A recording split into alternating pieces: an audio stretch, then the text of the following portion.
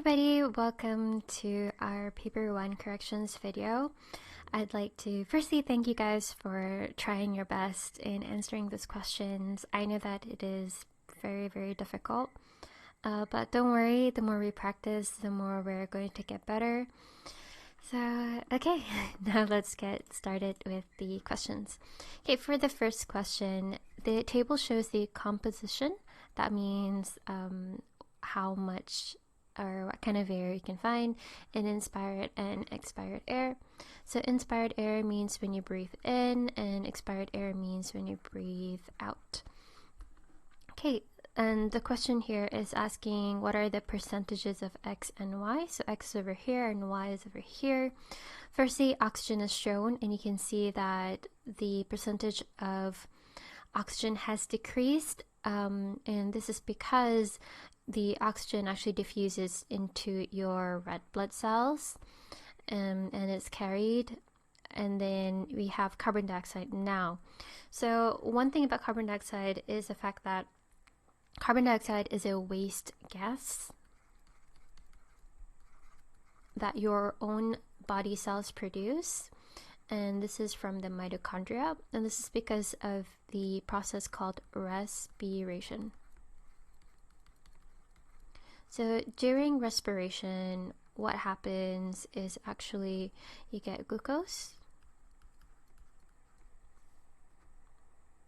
and you react glucose with oxygen gas, and this happens in the mitochondria, and you get high amounts of energy, and you release the waste products, carbon dioxide and water.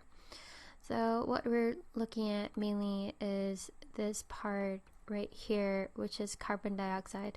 So the more that your cells release energy, the more carbon dioxide will be produced. So carbon dioxide is not good for your body because it forms carbonic acid, and that will lower down the pH of your blood. And lowering down the pH, it's not good for your enzymes. So you can see that everything in here is connected to most of the topics that we have learned. And so basically we want to remove this carbon dioxide, and how do we remove it is actually when we breathe it out. So carbon dioxide in the blood will diffuse into your alveoli, and then finally it will be released in expired air. So we're going to expect expired air to have an increased amount of carbon dioxide. In terms of nitrogen gas, so nitrogen and inert gases, we don't really release it, neither do we use it up, so there will be pretty much no change, basically. So what we're looking at here is an increase in carbon dioxide. This one is no change. This one has an increase, so that's definitely not the answer. Over here, part B, we can see that there is a slight increase in carbon dioxide, and that nitrogen and inert gases is pretty much similar. So if you round off 79.96, you get 80. So this is the best answer that you guys can get. For question number 1, the answer is B. Okay, so question number 2.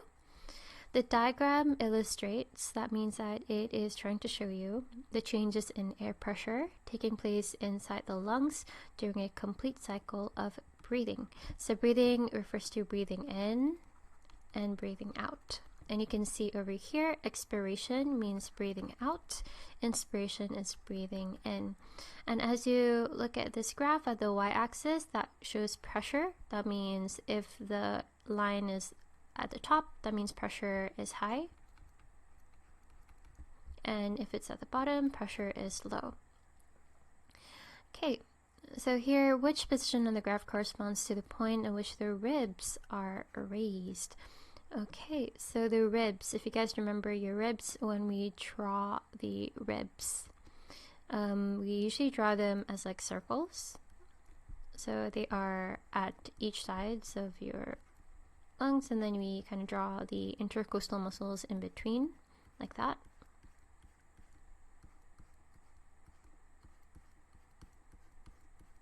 However, with the ribs, you know that the rib cage, it's like if it's at the side, it'll look kind of like that. It kind of envelopes your lungs on the inside. Okay, so we're talking about the ribs being raised here. So the rib cage is outwards. Rib cage is outwards. So when the rib cage is going outwards, that means that the cavity, so the thoracic cavity volume is actually increased. That means that pressure would be going down when the rib cage is raised. So we're looking at the point of this graph when it actually goes downhill. And you can see, so when the rib cage is raised, this indicates inspiration, so breathing in. And so we're going to focus on this graph part over here. I'm just going to give that another color to stay distincted. So we are looking at over here, inspired air. Okay, so at which point does the pressure start to go down? Remember, pressure going down. So you can see at part C, after C, pressure is going down. And after part D, pressure increases. So over here, the only option that we have is C. The answer for question number 2 is C. Okay, now moving on to question number 3. What happens to the volume of the thorax and the air pressure in the lungs during breathing out? Okay, so when we breathe out, remember that air moves from high pressure to low pressure. So when we breathe out, that means that the lungs need to be, oh gosh, that doesn't look like a lung. Sorry, let me just try to draw lungs here. Okay, pretty much, okay, not too bad. The lungs need to be in higher pressure, and atmospheric air needs to be in low pressure so that the air will move out of your lungs. So that's breathing out. So the volume of the thorax, so if you want the thoracic cavity to have high pressure, means that volume would be the opposite. Volume would have low, volume would be, high pressure means that the volume is low. So volume of the thorax would decrease, and air pressure, as we said, it has to be in high pressure, so it increases. And the answer for question number 3 is A. Okay, question number 4. The diagram shows part of the human gas exchange system. What are W, X, Y, and Z? So W is the pharynx. X is the trachea.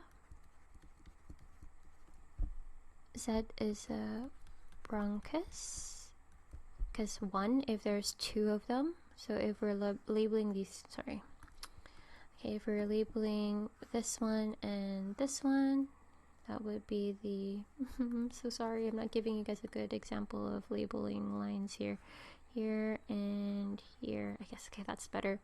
Then we call that a bronchi. Bronchi? I'm not so sure, but this is how you spell it.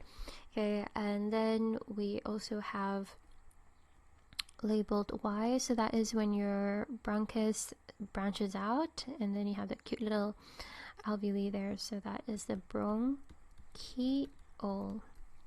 Okay, so now let's just look at the corresponding letters. So W should be the, oh, not pharynx, sorry, it's the larynx. Larynx is W. Okay, so the only one. So let's check. X is a trachea. Bronchiole, Y. Yes, and bronchus, Z. So the answer here is D. Full. Did it do? Okay. Question number 5 next. When we breathe out, which. Okay, breathe out, which changes occur in the volume of the thorax, the rib cage, and the diaphragm. So again, when we breathe out, that means the high pressure to low pressure, high pressure inside our lungs, low pressure in the atmosphere. So when we have high pressure, volume should decrease. So to decrease the volume of the thorax, the rib cage would lower and the diaphragm would rise up. Answer is A. Question 5. What happens to the muscles of the diaphragm? External intercostal muscles and the position of the diaphragm when breathing in.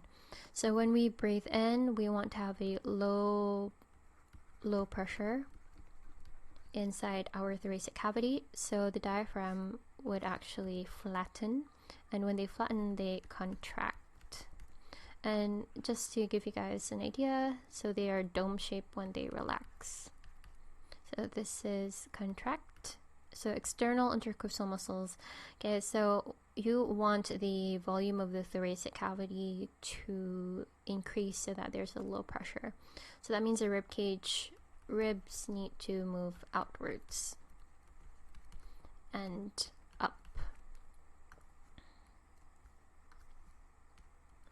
So that means the external would contract in the diaphragm. So you can see that when they relax and contract, that means that they're actually moving down as they contract. So downward. The answer for question number 6 is A. Now moving on to question number 7. Okay, the diagram shows the ribs and some of the muscles used in breathing. Okay, which muscles relax in order to move from X to Y?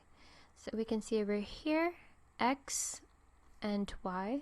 So we see that this one, the volume is pretty much bigger than this. So the diaphragm is this part over here. That's the diaphragm, and you can see that it's more domed shape in Y. That means that the diaphragm is actually relaxing. So diaphragm relaxing? Yes. External intercostal muscles, so that means, so when you want to move, so you can see that the rib cage here is out and here it's much more flatter going in. So when you're going in, the internal intercostal muscle is the one that is contracting. Therefore external would also relax because they do the opposite, because they're what we called antagonistic muscles. So external relaxing, yes. The answer is D for did it do as well. Okay, question number 8. This is pretty similar to one of the first questions that we answered. The table shows the composition of inspired and expired air. Okay, for inspired air, we have carbon dioxide. Okay, that's X, and then we want to look at nitrogen and inert gases in Y as well. And we all know by now that in expired air, carbon dioxide should increase, and there would be no changes for nitrogen or inert gases. And therefore, these would be the best answer. 8 is B. Question number 9. So the table shows the percentage of the composition of air samples. Which sample is breathed out? So we're looking at breathing out again here. So oxygen should reduce, carbon dioxide should increase, and water vapor saturated. Because remember the fact with respiration, it's glucose plus oxygen. This happens in the mitochondria, and you get energy, carbon dioxide, and water. So that is also released as water vapor. So the answer here is B. Question number 10. What properties make the alveoli walls efficient in gas exchange? Okay, so elastic walls in the tissues, I never really mentioned this, so let's try to ignore this for now. I'm going to explain to you guys after this. Equal oxygen concentration in and out, that's not efficient because we want to have that diffusion gradient. So this is a no. Walls are 1 cell thick is a yes. So you can see here that the best answer is C. And just so you know, so this is one of the adaptations as well that I didn't mention before, so I'm going to mention it now, is the fact that the walls of the alveoli are also elastic. So this means that they can also expand and they can not expand as well. So C is the best answer for question number 10. Question number 11. Which muscles contract when breathing out powerfully, such as playing the trumpet? So again, we want to breathe out. So that means that the pressure inside would be high pressure. And the atmosphere is low pressure. So we want to create this high pressure inside our thoracic cavity. So that means the diaphragm, we would want the diaphragm to be domed, and the external intercostal muscle would actually relax, and we want the internal to contract so that it will bring the rib cage downwards and compress the lungs at the same time. So diaphragm, so it says here contracting, so diaphragm is actually relaxing, so then no. External intercostal muscles, it's not contracting either. Internal, yes, so the answer is A. Question number 12. The diagram represents some of the muscles that are involved in breathing.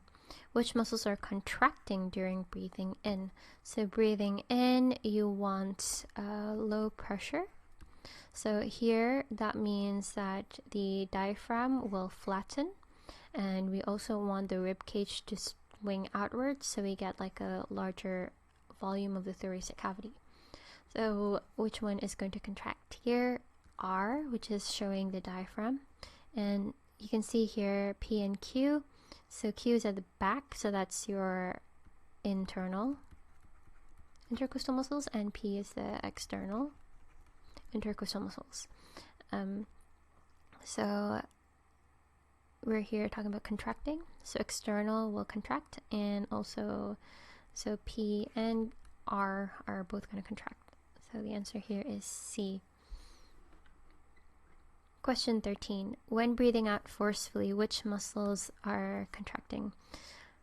Okay, contracting when we are breathing out, so we want high pressure in the thoracic cavity.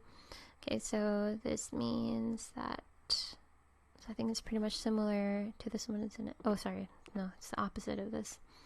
So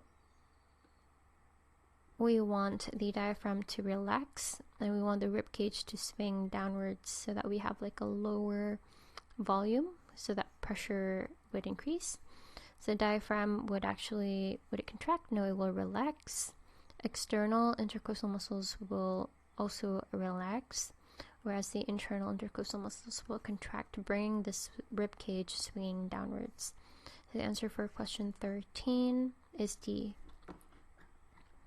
Question 14. So we actually watched that online practical, and we could see that carbon dioxide would turn lime water cloudy.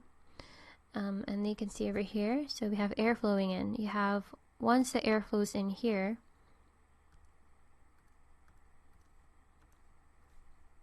so air flowing in here, and you see they have potassium hydroxide, which removes the carbon dioxide from the air, and then the air that doesn't have any carbon dioxide will move in here in flask 1. So flask 1 has lime water, and flask 2 also has lime water. So because there's no carbon dioxide in this one, in the air here already, that means that the lime water will become clear. And then the air moves in here, and we have living animals. So living animals, any living thing would respire. That means it would release carbon dioxide. So what happens is that there will be carbon dioxide in the air that is flowing in here in flask 2, and this would make the lime water turn cloudy. So the answer there is B.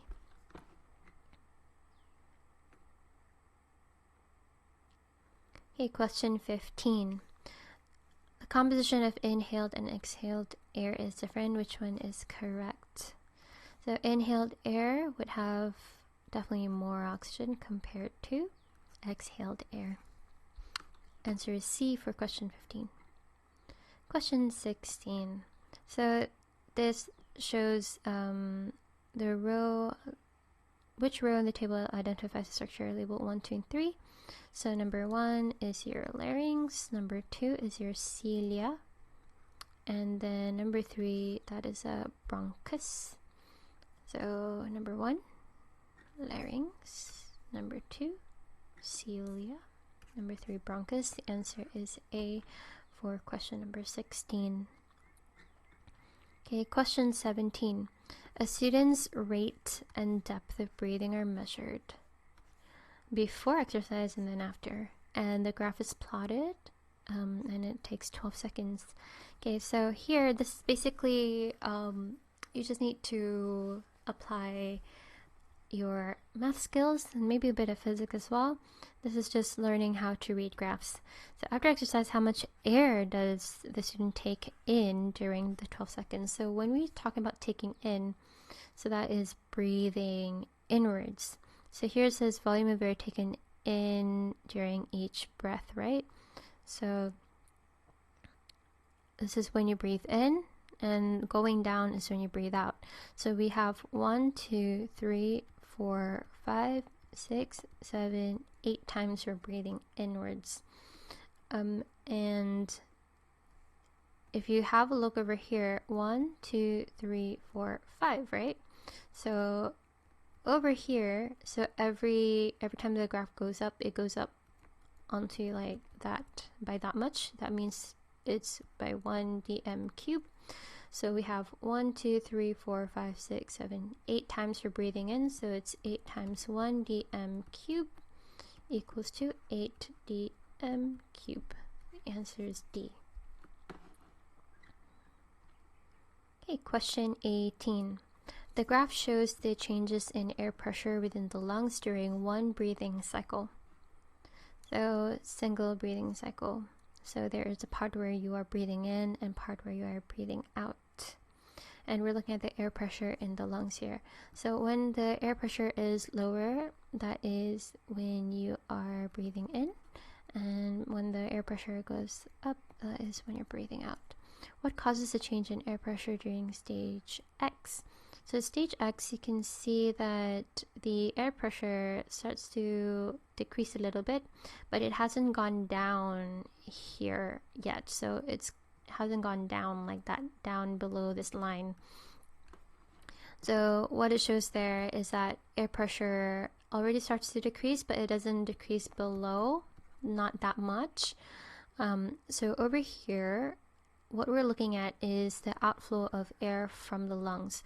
If the air pressure goes down below 100, that means that we have our muscles starting to act. However, it's just a little bit of going down slowly. So that is just the result of air flowing out of the lungs. So question 18, the answer is C. Question 19, what does the cilia do in the bronchi of the lungs? So cilia, what they do is that they have that sweeping motion. Remember your cilia looks kind of like that, and we're looking at this part right here. So it doesn't trap the bacteria. What traps the bacteria is the mucus that is made by the goblet cells, and we have, it does actually move the mucus out. So question 19, the answer is C. Question 20, what happens to the diaphragm when breathing in? Okay, when we're breathing in, we want the diaphragm to be flattened so that the overall volume would increase. Volume increases so that pressure would decrease. So the muscle here, the diaphragm itself, it's going to contract and the shape becomes more flattened. So that's the answer. Is 20 is C. Okay, question 21. Which structure contains muscles that contract when breathing in? Okay, breathing in, we want pressure to go down, therefore volume to increase. So contracting would be the diaphragm. So that's Z. Z would contract, and external intercostal muscle would also contract to bring the rib cage outwards. So Y and Z. Okay, here X is the lungs, and the lungs don't do any contracting or relaxing, but they do expand. And what is the opposite of expand? Deflate, I guess. Deflate and inflate. But they don't do the contracting and relaxing, actually. Okay, last question here. Question number 22. The graph shows how pressure and volume changes in one complete breath. So you see there are different lines. So I'm just going to draw them differently. So the dotted line right here, this is pressure. I'm sorry, I'm just trying to make it a bit more accurate, but I couldn't. Sorry about that. Okay, and then you can see volume. So the second line shows volume going up and down. Okay. All right, so it says here diaphragm starting to contract. So when it's starting, we usually look at the point that is before something else happens. So when diaphragm contracts, so remember when it contracts, it flattens, and this makes the thoracic cavity volume increases, whereas pressure starts to decrease. So we're going to look at the point where volume starts to increase and pressure starts to decrease. So if we have a look over here, where is the point where volume starts to go up? There's over here, because at point B you can see that it starts to go down. D also starts to go down. So we're looking at these arrows here. And if we're looking at pressure, so at point A, after point A you can see, after point A you can see pressure over here. So this is your graph that you're looking at. Pressure starts to go there, and then point B increasing a lot, and then increasing a lot too as well here. Yep, going down over there. Okay, so we want the volume to start to increase here, and the fact that after that point, so point A, so what we're looking at here when we're looking at points, it's a little bit difficult, but here, so we're looking at the line A, line B, and then after line C. So you can see over here after point A we have both in going up and going down. So volume going up, which is what we wanted, and pressure going down after this point. So the answer here is A. Okay, so I hope that helps. If you have any further questions, please feel free to text me. I would be happy to help you guys. And I hope you guys have a good day. And I'll see you guys next time. Bye!